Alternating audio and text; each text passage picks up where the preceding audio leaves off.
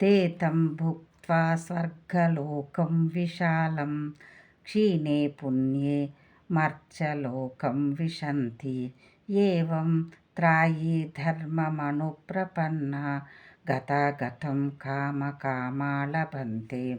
21వ శ్లోకము. నవమోధ్యాయ. రాజవిద్య రాజగుహ్య యోగ. తాత్పర్యము. ఆ విశాల స్వర్గమునందు భోగములను అనుభవించి పుణ్యములు అయిపోగానే క్షీణింపగనే మరల మర్త్యలోకమున ప్రవేశింతురు. ఈ విధముగా స్వర్గప్రాప్తి సాధనములైన వేదత్రయ విహిత సకామ కర్మలను ఆశ్రయించు వారు భోగములను ఆశించుచు స్వర్గ మర్త్య లోకముల మధ్య రాకపోకలు సాగించుచుందురు. అనగా పుణ్య ప్రభావముచే స్వర్గమునకు పోవుదురు.